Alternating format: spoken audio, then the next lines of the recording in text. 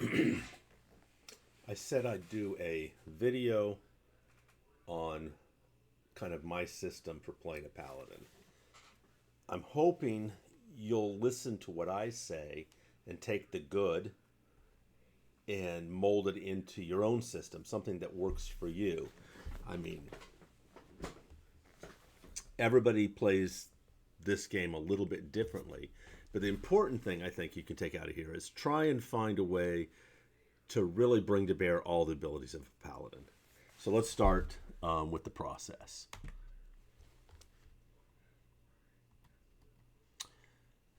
Okay, so this is my pilot cockpit, I guess you say, for running the Paladin. Isn't it insane?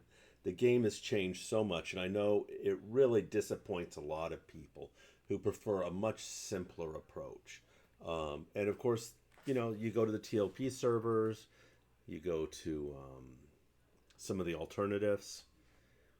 This is live server, it's high level, it's 125. It's not necessarily better than any of the other choices, but it's my choice. I play at the high level.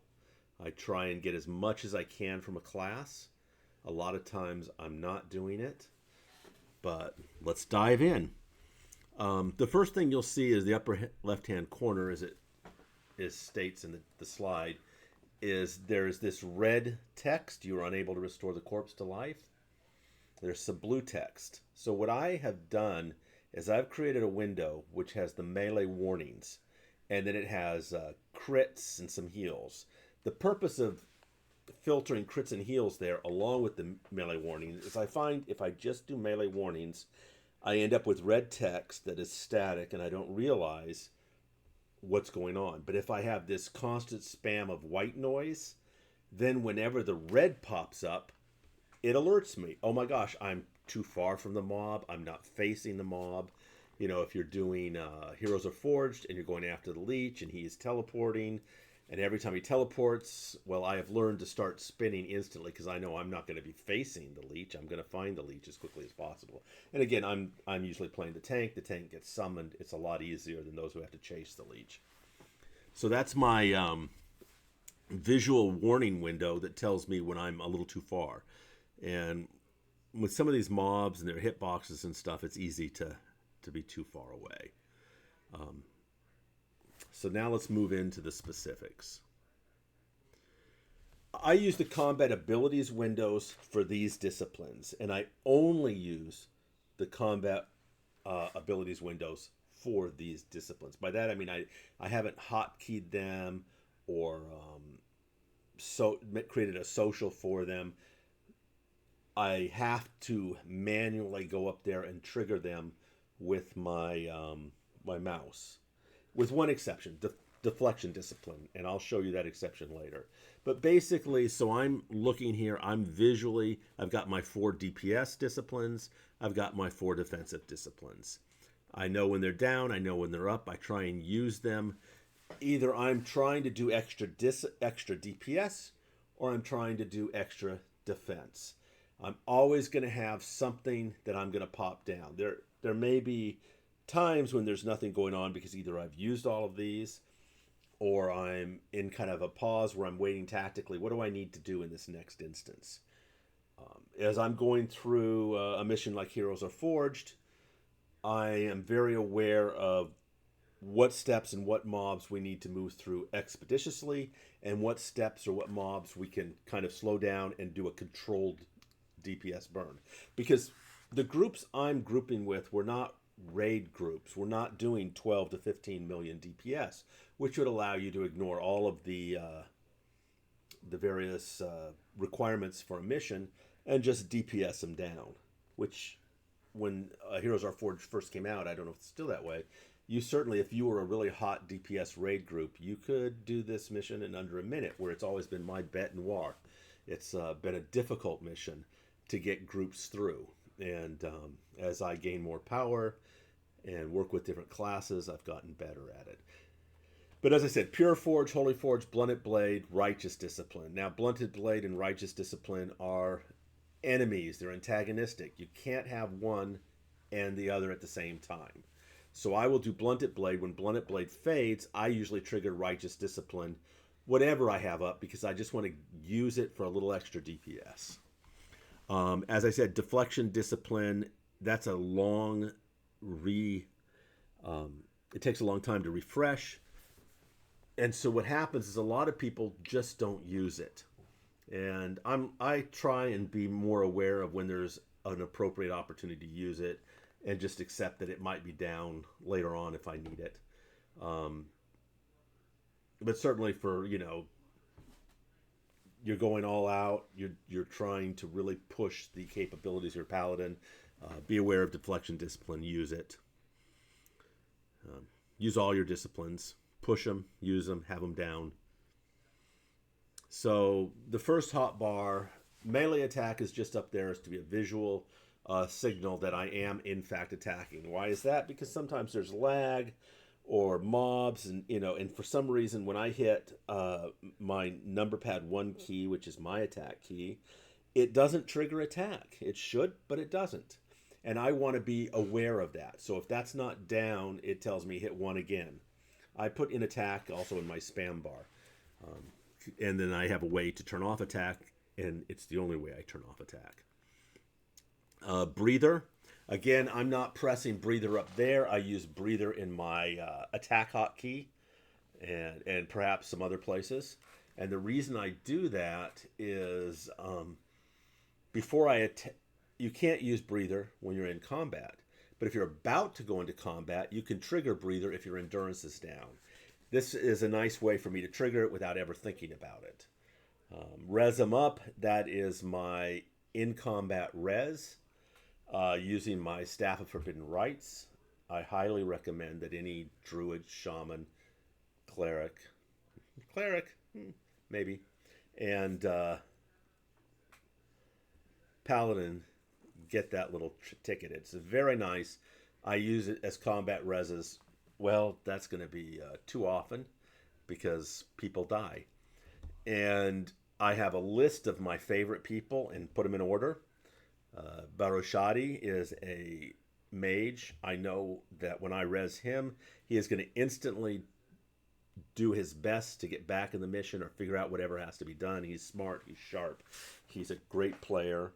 Mike is my buddy. We're two fat old guys who have both had health issues, and we walk Monday through Friday between 40 minutes an hour every day.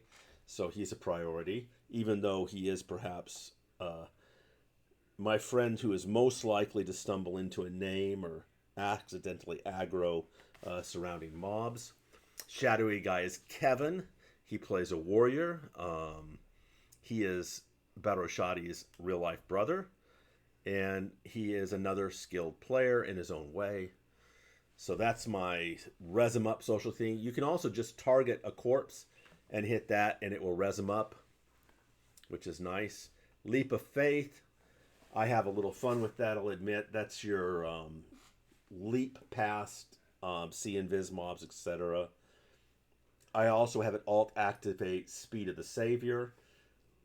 Speed of the Savior is a cool little AA. If you are zoning into the Plane of Knowledge or the guild lobby or the guild hall and you trigger Speed of Savior, it only lasts 48 seconds. But of course, in the Plane of Knowledge, guild lobby, guild hall, it will stay up there. It's not a song buff. It is a full-time buff, and you will be moving at good speed whenever you are in those areas. So I always trigger Speed of Savior when I go in. Use item Cloudy Potion, so you leap forward, you're instantly in visit. I am a knight, and when you're a knight, if you mount, it doesn't break invis. Cool fact. And it's instant. It's really quick. So I do this, and I'm up and running and mounting. That's my... Basically, Leap of Faith isn't so much about leaping. I probably could even take that out. It's about going faster quickly. Gift of Resurrection, that's your out of combat 96% res. The Staff of Forbidden Rites is only 90%. Disruptive Persecution, that's a fair... I get some feedback on this, but it's a a fairly high mana use ability. And so when I'm doing maximum healing missions, I'm trying to Molo um, Brood Architect Tazuri or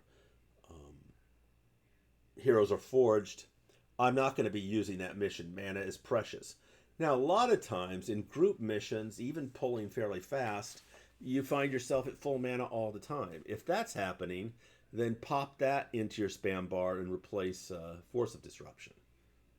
Divine Stun is you're a tank. If you're a tank, you sometimes have to position mobs, move mobs, etc. Divine Stun moves mobs. Hand of Tanari, emergency quick heals. Sanctification, I'd like to use that more often. That is a 18-second block of hostile spells. And so I'm wondering, would that work for Sonic Bang? I'd like to test it more to see when that, even though it's just 18 seconds, used wisely, it can be helpful.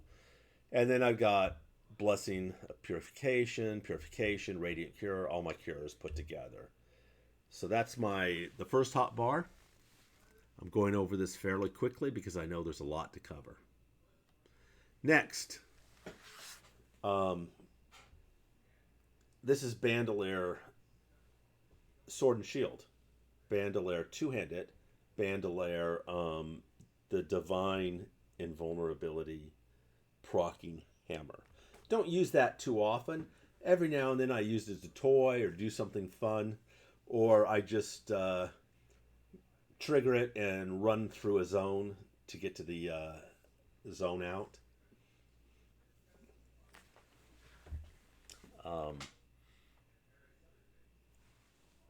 If I hit the L key, that puts me in sword and shield mode. If I hit the N key, it puts me in two-handed mode. I don't have a specific key for Divine Procking. I don't use it that often. But the L key is fun because I use the J as my spam key. I use the K as my ultimate spam key. And it's every now and then I hit the L by mistake and I go into sword and board mode. When that happens, I have an audio trigger that tells me you just went into sword and board or whatever. And so then I know, did I do it by mistake or not? I am, as a paladin, one who drops sword and shield probably more often. There are a lot of paladins, some paladins, who take pride in always being two-handed. I prefer to, whenever I have a lot of mobs coming in, and a lot could be 3 or 4 or 5, whatever that number is, I like to go down to sword and shield. One, that gives your healers a chance to adjust to the new situation, which is you're taking significant damage perhaps. 2, your one-handed sword, a lot of your one-handed swords proc a rune, and that is great AoE aggro. It can be actually insane AoE aggro. And one of the problems of Paladin gets complaints about is their AoE aggro. So when you've got multiple mobs coming in, I like to be in sword and shield. Then once we have control of it and I know all of the mobs are locked on me, I switch to two-handed to up my DPS. Trophy on, trophy off. Those, kind of self-explanatory. Cloak of Light. Now this is interesting. I actually use this for two purposes. One is to put me into invisible to undead mode. 2 is I use it as my attack off key. All my other stuff is attack on, and I want to be attack on when I want to be attack on. So there's only one way I stop attacking, and that'll happen sometimes. The mob's dead, but you're still attacking. I hit the number pad 0 key. I'm invis to undead, which is often incidental and not even necessary, and my attack will be off. If I need attack off, I hit the number pad 0 key. If I need to be invis to undead, I hit the number pad 0 key. Let's see, and then these are additional defensive tools: Spirit Drinker's Coating, Value's Unyielding Bravery, and Rousing Zeal, your breastplate. So that's this hotbar. Nothing too fancy. I hope I'm not going too fast. I hope I'm not doing go slow. I imagine this is of moderate interest. Personal tribute and trophies, just because, the question may arise. Those are the trophies I use. You can read them. And that's the tribute that I've chosen to use. Is it the only choices? No. Is it the best choice? I don't know. It's expensive, but I have maxed out my donations for tribute, and I can't donate more until I use tribute. So I think I can handle it as long as I don't forget to turn it off, and I sometimes do. Trophy off. Next, this is a little bit defensive. Shield flash and deflection. I hit the 1 key or I hit the 2 key. This is not the number pad. This is the regular 1 and 2. And I go into shield flash or deflection mode. Armor of the Inquisitor and group armor of the Inquisitor. That's up there. I use armor of the Inquisitor generally on cooldown. I want it up all the time. If there happens to be a gap when it's important, I have group armor of the Inquisitor to hit. Intensity of the Resolute, Rage of Rolfon, those are extra DPS, as is Vanquish the Fallen. Vanquish the Fallen is extra DPS against undead, and for me, if I happen to get a crit, it's about 1.2 million. The problem is I also have Slay Undead, and 8.5% of my melee hits will be Slay Undead. So if I'm casting a relatively slow casting Vanquish the Fallen, it is definitely deterring my chance to proc Slay Undead. When do I use Vanquish the Fallen? I prefer to use it when the mob is around 10%. It's down most of the way, and because there is a bug, which may cause my Slay Undead not to work in favor of another proc, which has to do with killing low health mobs that takes priority over Slay Undead, I will use Vanquish the Fallen to get that mob dead quick. I also have Spire of Chivalry, Thunder of Corona, Inquisitor's Judgment, and Valorous Rage. I used to usually build those into burn keys that I combined with Pure Forge or Holy Forge. I don't do that anymore. This is probably advice more appropriate to groupers, and I am, as a paladin, I don't raid as a paladin. I raid as an enchanter, I raid as a cleric, I raid as a shaman. I do not raid as a paladin or any other of my tanks who I love dearly. So my DPS is more sustained interest.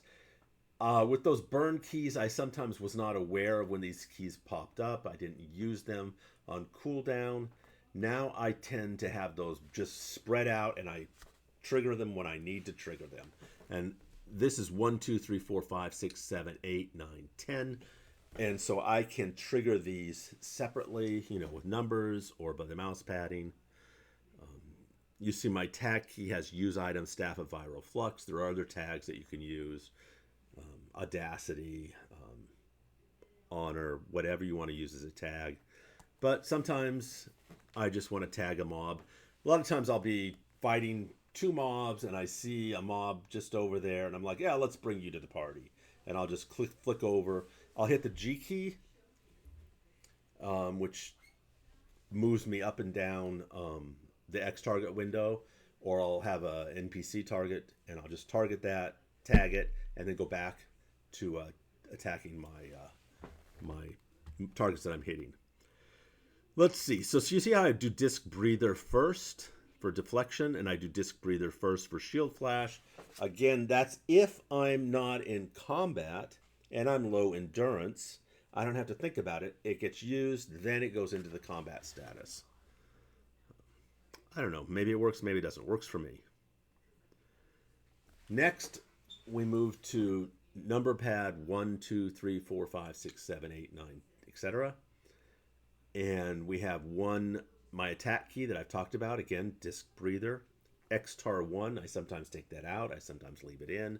I have a love-hate relationship to that. I usually, if I have somebody else who is the designated assist, I will turn X target 1 into the designated assist target. And I mark the mob. I mark the mobs because the hitboxes are kind of wonky in the last few expansions, especially this latest expansion with these big mobs. And it helps everybody see the mob. It helps see the hitbox. And so I automatically mark whoever I'm targeting. Let's see. Um, Attack key, refresh honor, taunt, divine call, um, projection of piety, ageless enmity, unconditional affirmation. These are my aggro keys. These are when a mob needs additional aggro, or even if I want to spread aggro among, I'm fighting 3-4 mobs, and I'll just kind of go through the G key, go through my extended target list, throwing on here. You can have some extra aggro. You can have some extra aggro. You can have some extra aggro. 8, 9, and 10 are refresh, or 8, 9, are refreshes.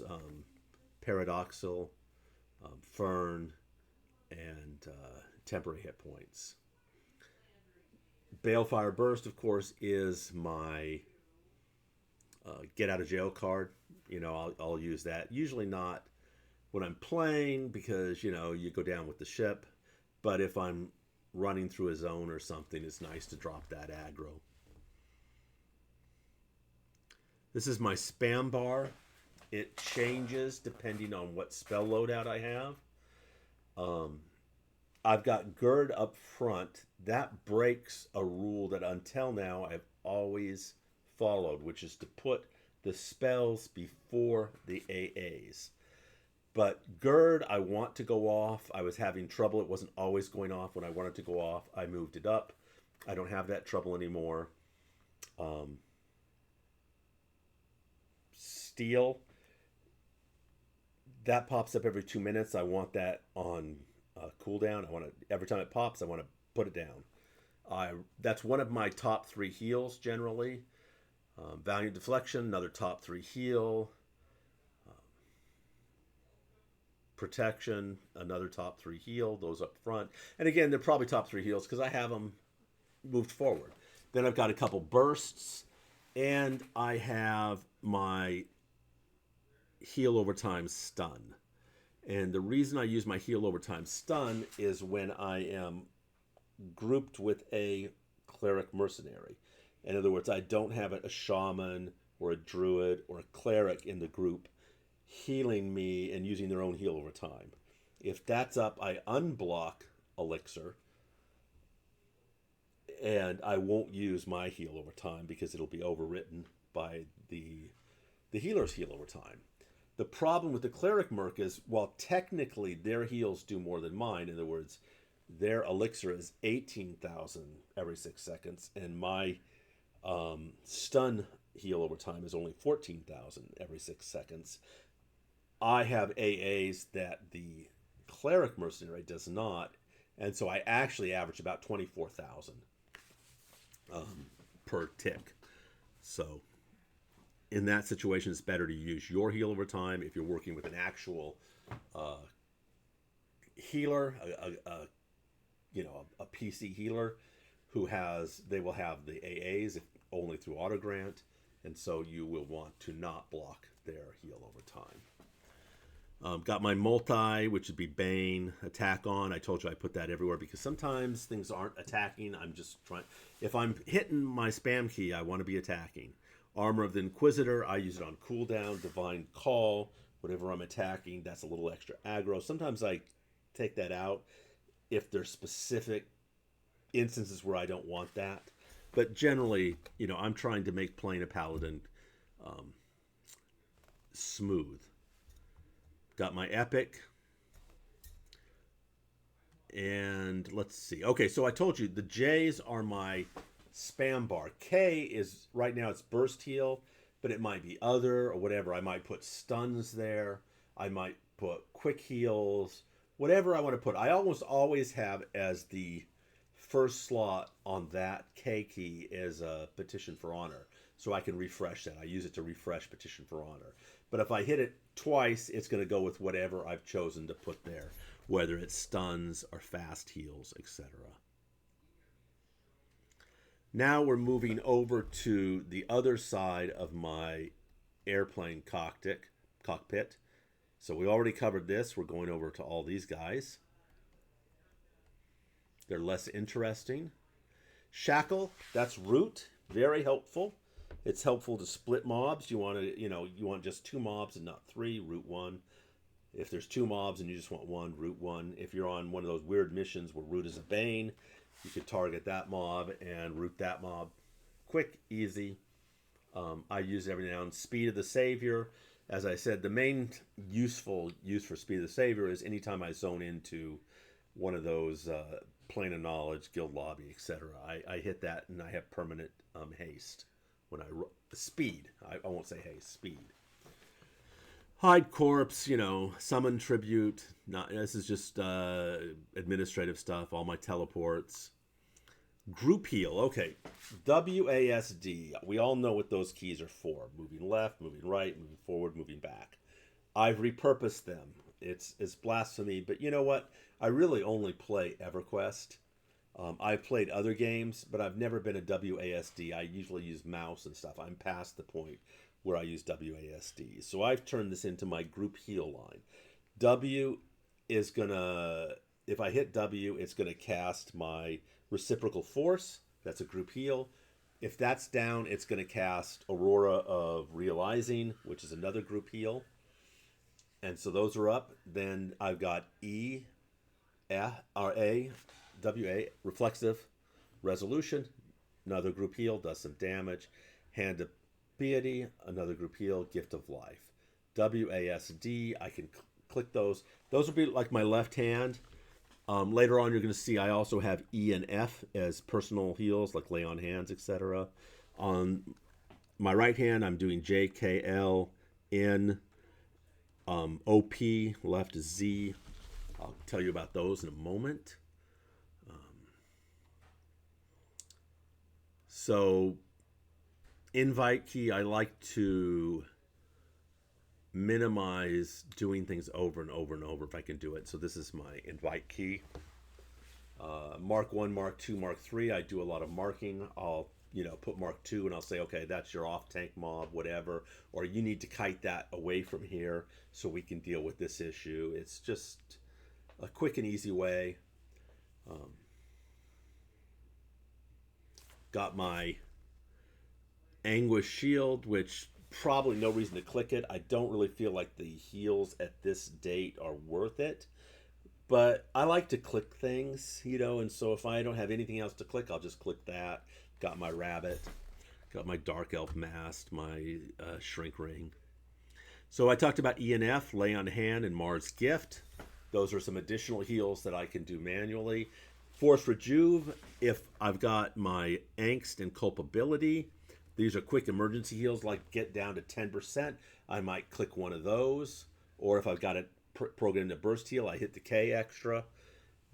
I don't want to be spamming those because they take a long time to refresh. And quite often, if I spam them, they're going to be mostly overheal. It's not particularly useful. Force Rejuve is if my group, if Reciprocal Force is down, or these are down. If I'm going to hit Force Rejuve, I'll usually use these and then hit Force Rejuve and everything comes back. Okay, Heroic Leap is triggered by Z. That's nice. I use that to find, okay, I'm on the next mob. I'm switching to the next mob. Hit Z, it's going to leap me right to that mob. And it's going to do AE aggro. Not a lot, but some AE aggro. O and P are my big AE aggro abilities. They don't stack, so don't do O and P on the same group of mobs. Do O, and then you'll have Beacon of Righteous up when you get to the next set. And so there's that. I think that's all the keys. Let's hit a few other things. Heroic stats. If I look at Magello and other areas, I see that Heroic Agility still seems to be king when it comes to raiding paladins. I am not a raiding paladin. I lean towards Heroic Dexterity. I like what it does. In the past, I would go all in if I'm doing Dexterity. With all the latest Type 5 Augs and the amount you've got, I'm beginning to be a little more selective. My focus is Heroic Dexterity, but I'm always trying to find where the next break is and switching. Sometimes, you look at if you're at my stage, you have a lot of Type 7 Augs, and you're making choices, and they're very subtle choices. It's not like this has so much more armor, this has so much more hit points. Some will have more agility, some will have less, more dexterity. And if I can hit the next break by juggling a type 5 or type 7, I'm going to do that. Obviously, my focus is heroic dexterity. So if it's 4 points, I might do it. If it's 400 points, I'm probably going to give up. My spell sets. Okay, my spell sets, I tend to see a paladin as having a lot of capability, and he can be kind of a generalist, heal some, buff some, tank some, DPS some. Or you can really lean into one ability. So, for instance, my maximum healing spell line is what I do when I'm trying to take to Molo, Heroes Are Forged, or Brood Architect Azuri. I really need to push the envelope. And what I've done with my paladin is die a lot, trying to find out what my limits are and how I can overcome some of those limits. So I might say, okay, 3 undead mob are fine, 4 is fine, 5 is fine. What about 6? Oh, 7, I'm okay. And then I go look at EQ log parse and I see where did I start to fail? What was my, where was I too low in terms of ability to heal? So I like numbers and I like to play that game. And so I'll go in and try a mission that I know I can't win just for a chance to try different things. Because, you can read stuff, but it's also nice to really know what your personal paladin with your gear set can do. And, go to Umbral Plains and just start going around killing the undead. Try that out. If you're doing fine at Umbral Plains, then move up. You could do the NOS undead, which I skip because it's so hard to get there. It's a long run. But then you can move into Lorien's Inn. You can move into Hodstock, and start getting an idea of what you can solo, what you can do. Push the envelope, see what you can do as a cleric. Anyways, that's my maximum healing. But if I'm not doing something that's, Heroes Are Forged, etc., I'm not doing something that's just overwhelming, I don't need that level of healing. It's not, or if I'm grouped with healers, they'll heal me. And so I usually will swap, for instance, for just sort of grouping, I swap to my kind of a stunnable mobs lineup. I swap my bursts for 2 stuns, Force the Way Under, and Avowed Force. And I'll have plenty of mana, and it's just fun, and I don't need that kind of healing. Or if I'm raiding or I'm grouped with people who have really high DPS threat generation, I might decide I need more aggro, so I switch to a threat generation spell line. And so I try and look at what am I doing as a paladin, and if you can take advantage of your tools for each particular situation you find yourself in, you're going to be very competent. So I have a healing live line, stunning live line, a threat generation line. When I say live, that's really a vestigial, because it used to be I would memorize a lot of undead spells and stuns and nukes for doing undead, and then I just realized that was the way with Slay Undead. You don't need a special line for the undead, or at least I don't feel it, and then you've got your single upbring swap spells: Audacity, Aura, Calm, MGP, Steely Restoration, and the two spell lineup, Twin Splash, depending on situations. Other people have different lines. That's kind of where I'm at right now. In terms of alternate abilities, I'm not going to give you a list of alternate abilities to get. Slay Undead, Combat Agility, Combat Stability, anything that ups your DPS to an extent. But I don't get most of the focus AAs. If it's extending an ability, giving me more markers, etc., I get it. But for this, 1% more of damage, 1%, I have to prioritize, and I've chosen not to prioritize this line. I let it go. When I have more AAs, then I'll go to it. Obviously, just to, Divine Aura, Heroic Leap, you got enough aggro. Bestow Divine Aura. I don't generally up those. Mastery the past. Finishing blow is broken, so I do not up that. If anything, it's the lower it is, the better, because it's less likely to present an issue for me. If they fix the bug, then great. I'll start maxing finishing blow, where it's, you know, maybe 2 procs triggers, so I can slay undead and do finishing blow. Divine aura, don't up that. Not necessary. You've got the aura. Why do you need to heal more? That's not what we use it for. Okay, guys, thank you. Appreciate this. To the extent that I've made some mistakes or misled someone, please let me know. I'm always trying to get better. I think that's what we're all trying to do here. You guys take care.